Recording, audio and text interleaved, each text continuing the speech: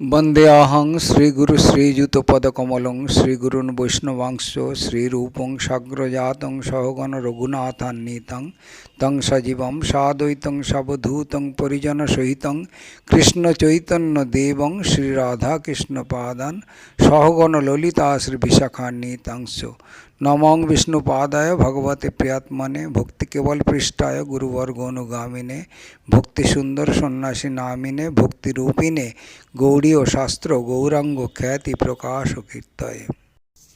মাধাই বললে, প্রভু আর এক কথা, অনেক জীবের হিংসা করেছি, তারা কারা চিনি না, চিনতে পারলে জনে জনে চরণে পড়ে ক্ষমা চাইতে পারতাম। এখন আমি কি করব, দয়া করে উপদেশ দিন। নিতাই বললে, গঙ্গা ঘাটে সেবা করো, মার্জনা করো, খালন করো। গঙ্গার সেবাই সর্ব অপরাধ ভঞ্জনী। লোকে সুখে স্নান করবে আর তোমাকে আশীর্বাদ করবে। তুমি নম্র হয়ে সকলকে নমস্কার করবে আর অপরাধ ধুয়ে যাবে তোমার। গঙ্গা ঘাট সহ্য করতে লাগলো মাধাই। কেউই স্নান করতে আসে, মাধাই দণ্ড প্রণাম করে আর বলে, জ্ঞানে অজ্ঞানে যত অপরাধ করেছি মার্জনা করুন, কৃষ্ণ আপনার ভালো করবেন। মাধাই কৃষ্ণ কৃষ্ণ বলে কাঁদে আর সকলে আনন্দে গোবিন্দ গোবিন্দ বলে। যাই বলো, নিমাই পণ্ডিত কীর্তি রাখল। ইতর জনে বলা বলি করে, দুর্জনেরা নিন্দা করে বটে, কিন্তু নিমাই সামান্য মানুষ হলে জগাই মাধাই কি সন্ন্যাসী হয়ে যায়? জগাই স্থির হয়ে বসে জপ করে আর মাধাই কোদাল হাতে ঘাট তৈরি রাখে। তোমরা দু ভাই গৌর নিতাই, আমরা দু ভাই জগাই মাধাই। সদা হৃদয়ে কন্দরে স্ফুরত ব শচীনন্দন, শচীনন্দন হরি। আর হরি শব্দের একটি অর্থ যখন সিংহ, তখন শচীনন্দন হরি অর্থ চৈতন্য সিংহ। চৈতন্য সিংহের নবদ্বীপে অবতার, সিংহ গ্রীব, সিংহ বীর্য, সিংহের হুঙ্কার। সেই সিংহ বসুক জীবের হৃদয় কন্দরে, কলমশ হরি দরিদ্রত নাশে যাহার হুঙ্কারে। সিংহের গর্জন শুনে যেমন হাতি পালায়, তেমনি চৈতন্য হুঙ্কারে পাপ তাপ অদৃশ্য হয়। ভক্তি বিরোধী কর্মের নাম কলমশ। চৈতন্য হুঙ্কারে কলমশ নষ্ট হয়ে যায়। আর যে গুহায় সিংহ বাস করে সে গুহায় হাতি আসে না। তেমনি যে হৃদয়ে চৈতন্য স্ফুরিত হয়েছে সে হৃদয়ে ভক্তি বিরোধী কর্মের বাসনা অন্তর্হিত। এতএব পুনঃ কহ ঊর্ধ্ববাহু হইয়া, চৈতন্য নিত্যানন্দ ভজ কুতর্ক ছাড়িয়া। ভগবানের বহু গুণের মধ্যে করুণাই জীবের পক্ষে সর্বশ্রেষ্ঠ। করুণাই জীবের সঙ্গে ভগবানের সংযোগ সেতু। ভগবান শুধু রসিক শেখর হলে জীবের লাভ কি, যদি তিনি পরম করুণ হন? এই করুণার মধ্যেই ভগবানের অনুভব, আর এই করুণা গৌর নিতায়ে বেশি অভিব্যক্ত। সুতরাং শ্রীকৃষ্ণ ভজনের সঙ্গে গৌর নিতায়েরও ভজন। তাঁরা দু ভাই কৃষ্ণ বলাই, তোমরা দু ভাই গৌর নিতাই, আর আমরা দু ভাই জগাই মাধাই। শ্রীবাসের বাড়ি দরজা বন্ধ করে রাত্রিতে কীর্তন করছে নিমাই। গয়া থেকে এসে অবধি করছে, নিরবচ্ছিন্নভাবে করছে 1 বছর, গৃহত্যাগের পূর্ব রাত্রি পর্যন্ত। একদিন নাচতে নাচতে নিমাই বললে, আজ আমার উল্লাস হচ্ছে না কেন? কে কি বলবে? একে অন্যের দিকে তাকাতে লাগলো সকলে। সত্যি সুখ পাচ্ছি না। কি হলো বলো দেখি? আজ কৃষ্ণ আমার প্রতি কেন বিমুখ হলেন? বিমর্ষ চোখে এদিক ওদিক তাকাতে লাগলো নিমাই। সকলে প্রমাদ গুনল। কার কি অপরাধ হয়েছে কে জানে? নিমাইয়ের চিত্তে কেন প্রসাদ নেই? বললে, দেখো তো কোনো অভক্ত লোক লুকিয়ে আছে কিনা হুঙ্কার করল নিমাই। খোঁজাখুঁজি করে দেখা গেল শ্রীবাসের শাশুড়ি ঘরের মধ্যে লুকিয়ে আছে। শ্রীবাসের শাশুড়ি বিষয় আসক্ত, ভগবত বিমুখ। নিমাই তার জামাইকে বিপথে নিয়ে যাচ্ছে এই তার মনোভাব। তাই নিমাইয়ের বিরুদ্ধতাতেই সে বদ্ধপরিকর। তার উপস্থিতির ফলে কীর্তন পণ্ড হোক এই তার অভিসন্ধি। শাশুড়িকে দেখে ক্রুদ্ধ হলো শ্রীবাস, হুকুম দিল বাড়ির বাইরে বার করে দিতে। শাশুড়ি চলে গেলে শান্ত হলো পরিবেশ, বইতে লাগলো প্রসাদ বায়ু। নিমাইয়ের উল্লাস ফিরে এলো। আজ আবার প্রেমানুভব হচ্ছে না কেন? নিমাই আরেক দিন প্রকাশ করল কাতরতা। আজ আবার কি হলো? সবাই এস্ত হতবাক। আজ নাচ জমছে না কেন? কেন সব শুষ্ক লাগছে? আজ এখানে আসতে পথে কি কোনো কুলোকের হাওয়া লাগলো? না তোমাদের কাছেই কোনো অপরাধ করেছি?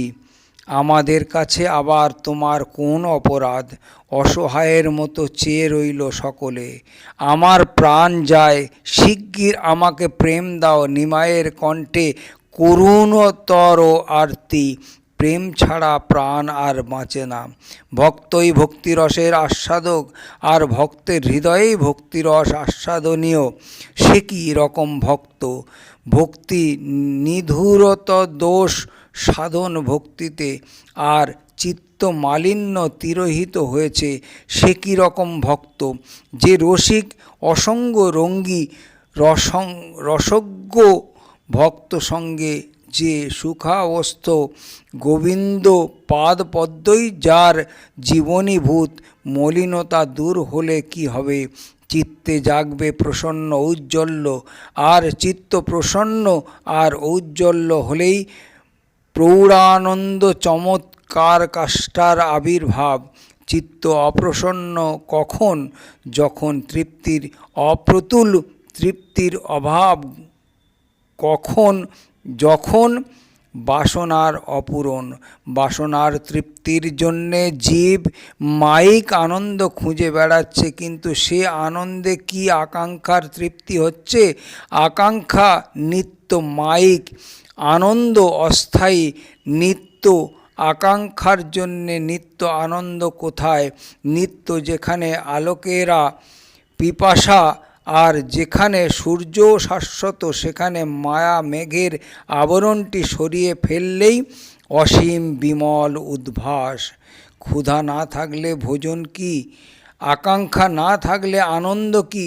ক্ষুধা যত তীব্র, ভোজ্য রসও তত রমণীয়। ভক্তি বাসনা যত গাঢ়, ভক্তিরস আস্বাদনও তত মধুর। এদিকে নিমাইয়ের এই আরতি, আর ওদিকে অদ্বৈত প্রেমানন্দে বিহ্বল হয়ে নাচছে। তুমি প্রেম ডগমগ হয়ে নাচছ, আর আমি আর শ্রীবাস পাচ্ছি না তার এক তিল। নিমাই অদ্বৈতকে লক্ষ্য করে বললে, অবধূত নিত্যানন্দ তোমার কাছে প্রেম পেল কত তিলি মালি আপাঙ্গতের দল। আমি আর শ্রীবাসী শুধু পেলাম না কৃপা করুণা। গোসাই কৃপা করো, প্রেম দাও। অদ্বৈত ভ্রুক্ষেপ করল না, যেমন নাচছিল তেমনি নাচতে লাগলো তন্ময় হয়ে। যদি না দাও, নিমাই গর্জন করে উঠল, তোমার সমস্ত প্রেম শুষে নেব বলে রাখছি, তখন কিন্তু আমায় দোষ দিতে পারবে না। চৈতন্য প্রেমে মত্ত অদ্বৈত কি এক কর্কশ কথা বলে ফেলল নিমাইকে। মুখে বাঁধল না এতটুকু, যেমন কে তেমন হাতে তালি দিয়ে নাচতে লাগলো কৌতুকে। চৈতন্যের প্রেমের মত্ত আচার্য গোসাই, কি বলয়ে কি করয়ে কিছু স্মৃতি নাই। যে ভক্তি প্রভাবে কৃষ্ণ বেচিবারে পারে, সে যে বাক্য বলিবেগ কি বিচিত্র তারে। অদ্বৈতের কর্কশ বাক্য শুনে নিমাই আর প্রত্যুত্তর করল না। প্রেম শূন্য শরীর নিয়ে আর কাজ কি? বলতে বলতে সোজা ছুট দিল গঙ্গার দিকে। নিতাইয়ের লক্ষ্যে লক্ষ্যের বাইরে নিমাই নয় তরিতে নিতাই পিছু নিল। নিতাইয়ের পিছনে চলল হরিদাস। দাঁড়ালো না নিমাই, গঙ্গায় ঝাঁপ দিল। নিতাই আর হরিদাসও পড়ল ঝাঁপ দিয়ে। ধরাধরি করে নিমাইকে তীরে তুলল দুজনে। আমাকে কেন তুললে? প্রেম রহিত জীবনে আমার ফল কি? বলল নিমাই। তাই বলে তুমি মরতে যাবে? নিতাই বললে, ভক্ত কি বললে বা না বললে তাতে তোমার অভিমান হবে? নিজে মরতে গিয়ে ভক্তকে মারবে অন্যভাবে, আর কি তাকে শাস্তি দেওয়া যায় না? নিমাই বললে, শোনো, আজ রাতে আমি নন্দন আচার্যের বাড়িতে গিয়ে থাকব। এ কথা কাউকে যেন বলবে না, প্রকাশ করবে না কোথাও। নিমাই চলে গিয়েছে, আর ফিরে এলো না। শ্রীবাসের বাড়িতে ভক্তের দল কাঁদতে বসল, যেন রাসের রাত্রিতে গোপীমণ্ডল থেকে চলে গিয়েছেন শ্রীকৃষ্ণ, নেমে এসেছে বিরহের বিভাবরী। হে সম্ভোগপতি, হে অভীষ্টপ্রদ, আমরা তোমার বিনা বেতনের কিঙ্কর, কোথায় আছো? আমাদের দেখা দাও। তোমার শোক নাশন হাসি, প্রেম রক্ষিত কটাক্ষ, নিবৃত সংকেত ক্রীড়া স্মরণ করে আমাদের চিত্ত মথিত হচ্ছে। যখন পশুচারণ করতে করতে ব্রজ থেকে দূরে চলে যাও, তখন তোমার কোমল পা দুখানি করকা ও তৃণাঙ্কুরে আঘাত পাবে, সেই চিন্তায় আমাদের মন আকুল হয়ে থাকে। দিনশেষে যখন ধেনু নিয়ে ফিরে আসো, তখন নিবিড় ধূলিপটলে ধূসরিত নীল কুন্তলে ঢাকা তোমার মুখখানি আমাদের মনে মদন পীড়া উজ্জীবিত করে, কিন্তু কিছুতেই তুমি সঙ্গ দাও না। তোমার চরণকমল লক্ষ্মী সেবিত প্রণতজনের অভিলাষপূরক সর্ব পৃথিবীর ভূষণ। আপাতকালে চিন্তনীয়, সেবাকালেও সুখপ্রদ। এখন তা আমাদের স্তনতটে স্থাপন করো। শব্দায়মান বেণু তোমার অধর সুধা পান করছে। যে অধর অমৃতে মানুষের সার্বভৌম সুখেচ্ছারও বিস্মরণ ঘটে, সেই অধর সুধা দান করো আমাদের। তোমার কুটিল কুন্তল শোভিত মুখখানি অনিমেষে প্রাণ ভরে যে দেখব, তারও উপায় নেই। খল ব্রহ্মা আমাদের চক্ষুতে পক্ষ দিয়েছেন। তুমি গীতের গতি অবগত আছো। তোমার উচ্চ গীতে মোহিত হয়ে পতিপুত্র জ্ঞাতি ভ্রাতা ও বান্ধবদের উপেক্ষা করে এসেছি। রাত্রিকালে শরণাগতা কামিনীদের তুমি ছাড়া আর কে পরিত্যাগ করতে পারে? তোমার লাভ আকাঙ্ক্ষায় আমাদের চিত্ত ব্যাকুল হয়েছে। যা হৃদরোগ নাশ করে, কার্পণ্য ত্যাগ করে সেই ঔষধ কিঞ্চিৎ আমাদের দান করো। তুমি আমাদের জীবন, পাছে তোমার ব্যথা লাগে, এই ভয়ে তোমার যে পাদপদ্ম আমাদের কঠিন স্তনযুগে সন্তর্পণে ধারণ করি, তুমি সেই পা দুখানি দিয়ে কাননে ভ্রমণ করছো। পাষাণে কি ওদের ব্যথা লাগছে না? এই ভেবেই আমাদের কষ্টের আর অন্ত নেই। নন্দন আচার্যের বাড়িতে এসে উপস্থিত হলো নিমাই, আর ভগবান আবেশে বিষ্ণু খট্টায় বসে পড়ল। নন্দন আচার্য তার পরিষদদের আনন্দ দেখে কে? মূর্তিমান পরম মঙ্গল সমাগত সকলে দণ্ডবৎ হয়ে পড়ল ভূতলে। নতুন বসন এনে দিল শোভার উপকরণ, মালা গন্ধ চন্দন কর্পূর তাম্বুল। নন্দন সেবায় আনন্দিত গৌর হরি বললে, আজ তুমি এখানে আমাকে গোপন করে রাখো। সাধ্য কি তোমাকে গোপন করি? নন্দনের দু চোখ জলে ভরে উঠল। হৃদয় থেকেও তো পারলে না লুকাতে। দেখা দিতে প্রকট হলে ক্ষীর সিন্ধুর মধ্যেও বা প্রচ্ছন্ন থাকতে পারলে কই। সমস্ত রাত কৃষ্ণ কথা রসে কেটে গেল দুজনের। কৃষ্ণের মধুর রূপ শুনো সনাতন, যে রূপের এক কণ ডুবায় সব ত্রিভুবন। সর্বপ্রাণী করে আকর্ষণ, চড়ি গোপী মনোরথে, মন্মথের মন মথে। নাম ধরে মদন মোহন, যিনি পঞ্চ স্বরদর্প, স্বয়ং নবকন্দর্প রাস করে লইয়া গোপীগণ।